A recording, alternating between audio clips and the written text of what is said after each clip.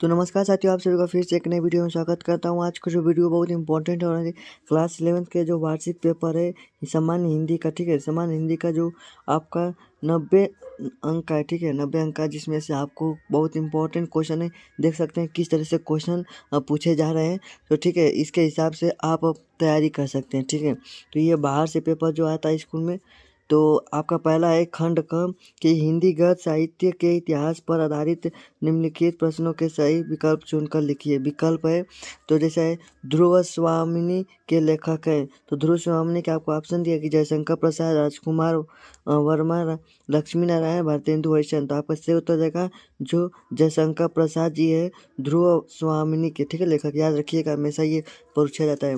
हिंदी का प्रथम नाटक है, तो देखिए हिंदी का जो प्रथम नाटक है आपका नहुस है। नहुस हिंदी का प्रथम नाटक क्या है? नहुस। याद रखिएगा क्या है, तो नहुस है, ठीक है।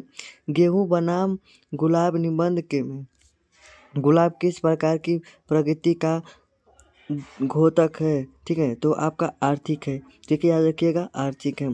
फोर्ट विलियम कॉलेज की स्थापना कहाँ हुई थी?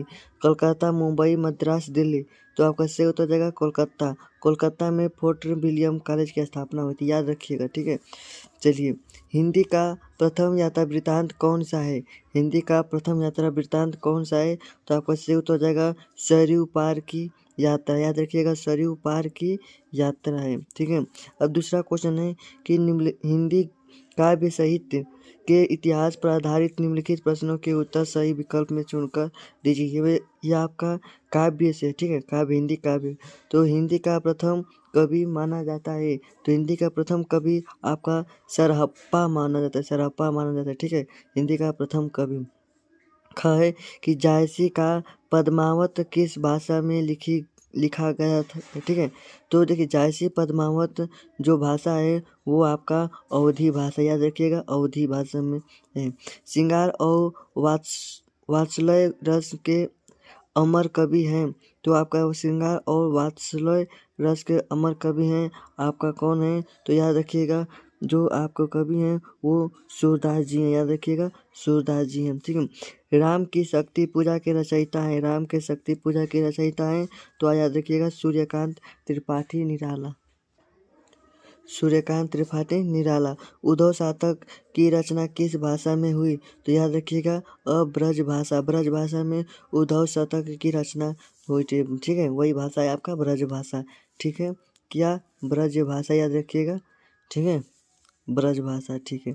चलिए अगला तीसरा क्वेश्चन है कि निम्नलिखित गद्यांश पर आधारित प्रश्नों के उत्तर लिखिए। आपका 10 नंबर का क्वेश्चन है, थर्ड नंबर क्वेश्चन, जिसमें गद्यांश दिया है उस पर प्रश्न दिए हैं, उसको देखकर आपको इसमें से पढ़कर लिखना है। जैसे प्रेम की भाषा शब्द रहित है, नेत्र की, कपोलों की, मस्तक की, भाषा की।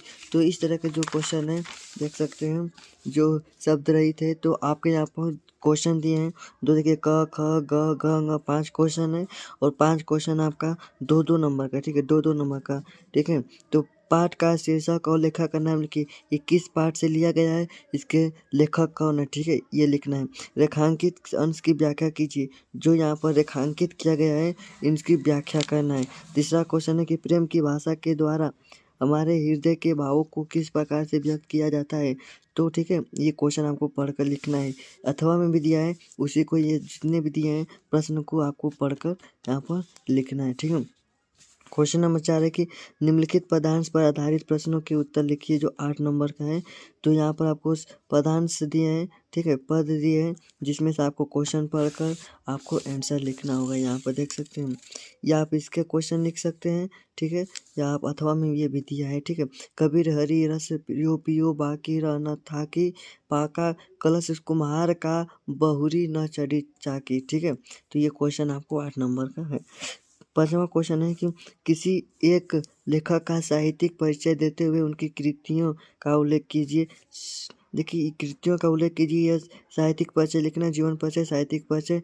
जैसे सरदारपुर सिंह, याद रखिएगा, चाहे डॉक्टर शंपूरानंद राहुल संकृतियान दिया, ठीक है। और यहाँ पर ख में है कवि का साहित्यिक परिचय लिखना है। कवि का महाकवि भूषण, कबीरदास, तुलसीदास, इन दोनों तीनों में से किसी एक का आपको लिखना है। 5 नंबर का ये और 5 नंबर का ये, ठीक है, 5-5 नंबर का दोनों दिए हैं। क्वेश्चन नंबर 6 है कि बलिदान अथवा आकाशदीप कहानी का सारांश अपने शब्दों में लिखिए। 5 नंबर का है आपका जो बलिदान, याद रखिएगा बलिदान पर आप पढ़ लीजिएगा पूरा बुक, बलिदान पर कहानी पढ़ लीजिएगा, उस पर आप लिख सकते हैं कहानी को, ठीक है। ठीक है, आन का मान नाटक का उद्देश्य लिखिए। आन का मान नाटक का उद्देश्य लिखना है, ठीक है। आन का मान नाटक का उद्देश्य।